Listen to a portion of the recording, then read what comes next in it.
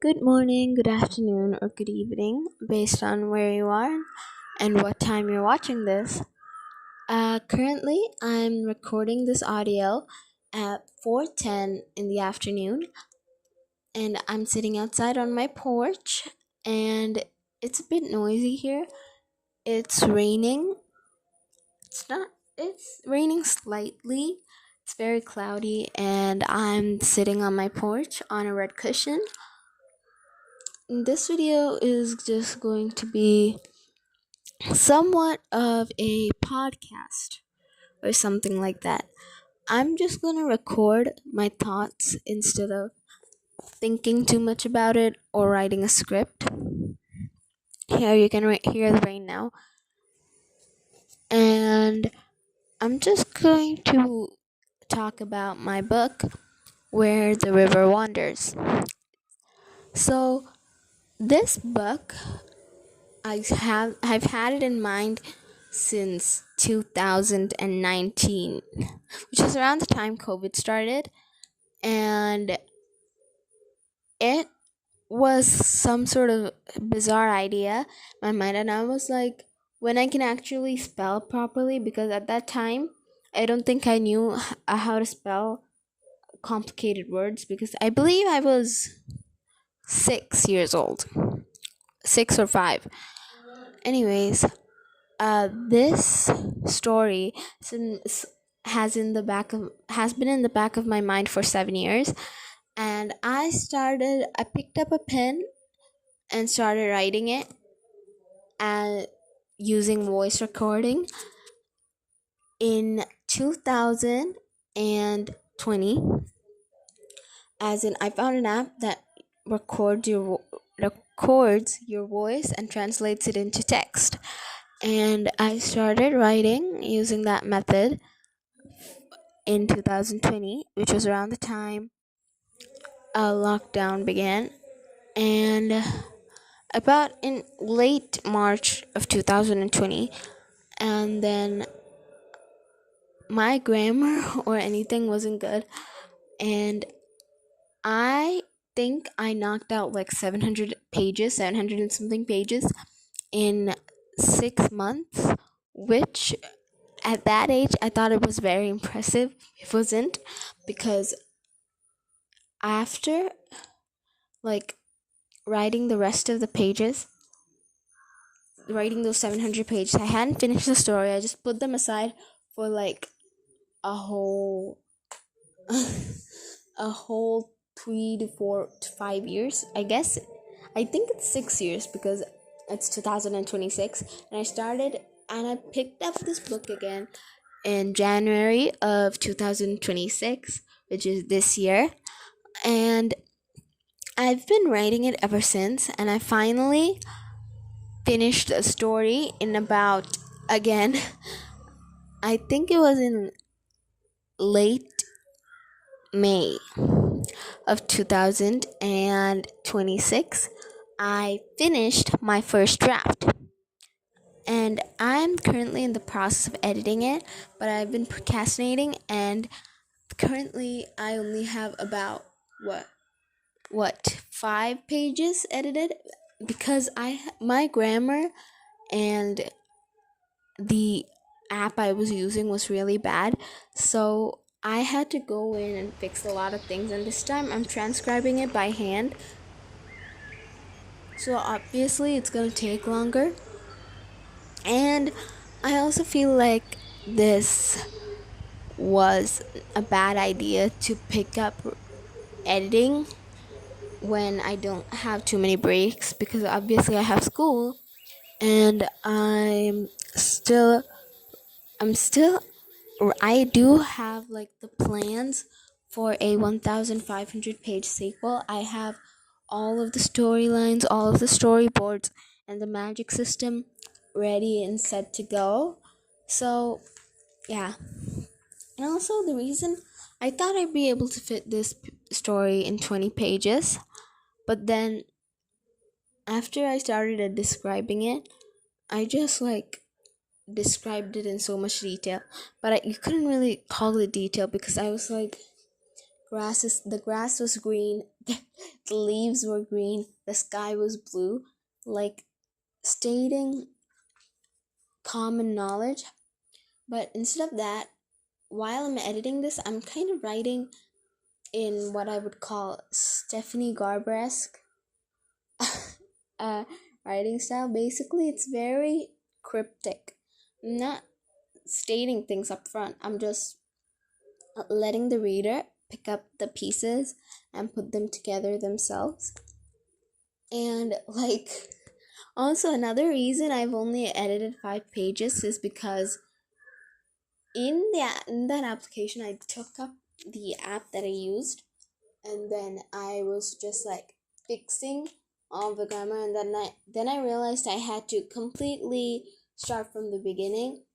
And then I scratched that entire thing and I completely started from the beginning.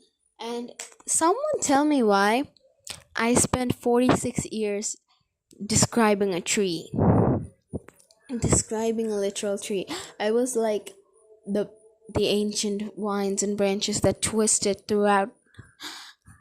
I was so in my element, and I wrote 1.5 page about a tree. And there was nothing special about that tree either. It was just a tree. I'm probably going to label this tell me why this as area section of the video. Tell me why I spent 47 years describing a tree. This tree, oh my god, this tree had nothing special with it. It was just a tree that looked very ancient, had twisting roots and tons of vines and branches. I'm sitting next to a tree that looks like that right now, so yeah, not next to, I mean, it's probably I don't know, 10 meters, 10 to 20 meters away from me. But yeah, I can see a tree like that if I just bend down a little, because obviously I'm sitting in my porch and I can't, and the roof of the porch is kind of covering my view of that tree. But yeah, it's a very pretty tree. But there was nothing special about that tree. It's just a tree in the forest. Or maybe I did that because, again, this forest had a lot of the same looking trees. So probably I did that because the tree, all of the trees looked almost exactly the same. The setting is a forest. Did I say that already? I'm probably going to repeat a lot of things that I said again and again because I don't feel like thinking of a lot of things, so I'm probably just going to say stuff that I said over and over again. But again, the setting is a forest, so there are twisting trees, clumps of them, and then you can see in some areas it's so dark and shaded, and in some areas it's bright because this sunlight is let through in between the canopies of the tree. And it's sometimes it's rather pretty and sometimes it looks very creepy. The forest is kind of unpredictable. Again, I'll explain that later, but I won't give much context just in case someone wants to actually read the book. And I won't be explaining much of the magic system either. And then, again, the trees are very ancient and twisted, and they're also very tall. And then there's waist high grass in some areas. In some areas, there isn't grass at all, and it's very easy to get lost in this forest. And then there are mountains. There's a mountain range there, and a twisting river that bends out of sight. And it's supposed to be glowing by bright blue, but I don't know why it's glowing bright blue just yet. I'm still figuring that out. And so my first draft of the book is done. I'm still on the process of editing it, and I've finished 5 pages, which is pathetic, but hey, at least I finished 5 pages. So, okay, basically what happened was I wrote 5 pages while editing it because I have to, obviously, the first 700 and something pages are absolutely horrible with the grammar. And then I have to rewrite it. And I rewrote the first page itself multiple times. At first, I was like, the starting is going to be the main character working in their workplace. And then I was like, nope, the starting is going to be the main character talking with her brother. And then I was like, nope. And then finally, I settled on the starting being the main character running through the forest to avoid rain and get to her house before it starts raining. So that's what I stuck with. And I've let it sit for a week, and now I came back to read it, and I still like that. So I'm gonna keep it that version. Anyway, did I mention the name of the book? If I didn't, the name of the book is Where the River Wanders, and the main character's name is River.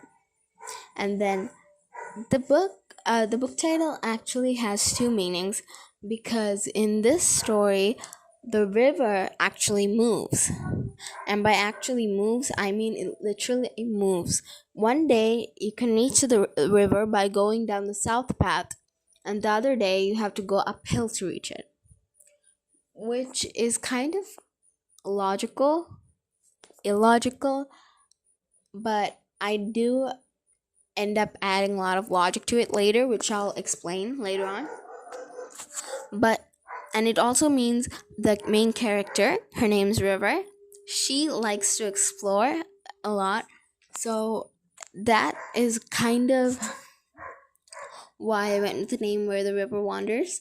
And I do chat with AI on my book just so I have a better idea. But don't worry, I didn't actually use any AI in writing the book. And I feel like the book has a peaceful but at the same time creepy and mysterious vibe, because again, it's and the village, it's very old timey, and the main character works in a tavern with her brother James, not James Potter from Harry Potter. I mean, it's a different James. And so basically, he is her older brother, and it's their parents' tavern, and and their houses are just above the what do you call it, tavern. And this world has a rather complex magic system. It's very, what do you say, it's very random in some places, but at the same time, it's not random. Because it's actually detailed. I planned it all out on the back of a whiteboard using, like, by pinning up post-it notes and using string, like, those detectives in murder stories. But I used blue string instead of red string because obviously we're not investigating a murder here. And I feel like the story is, like, rather calming to read sometimes, but then you get to the action scenes and you're like, if you wanted something calm to read, in some areas it's like, okay, I can't find the words.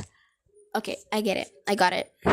If you want something calm to read, in some areas it's like so calm and soothing, but in other areas, again, this is only if you want something calm to read, you were like, why did I pick up this book? This is not calm at all, because the action in this book is very interesting, to say the least. And the main character isn't like special or anything.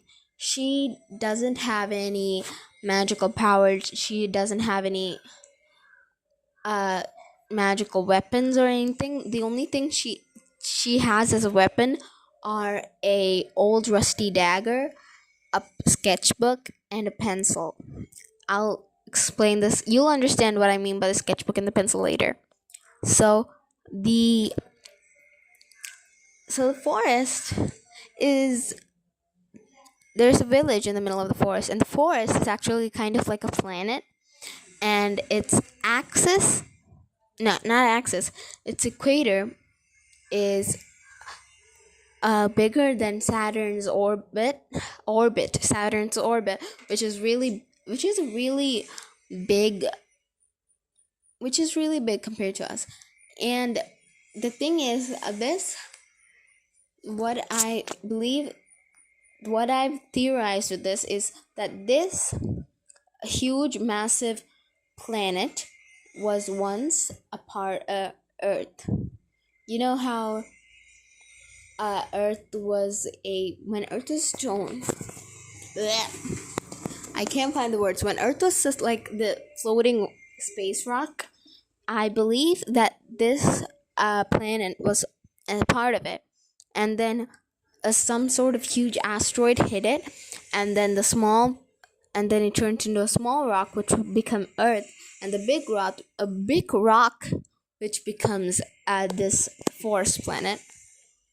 And this planet, I know it isn't logical to be that big, but this planet is like very weird because the forest in it is kind of like a living entity, and it tries to protect its inhabitants. So once you step out of the village, strange things start to happen.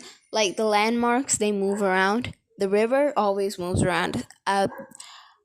River is the only one who actually notices that. The character River is the only one who notices that the landmarks and the river and stuff moves around. The others don't really care and are too scared to go into the forest. But whenever she gets time, a River tells her brother, "I'll be back in 10 minutes," and leaves the tavern.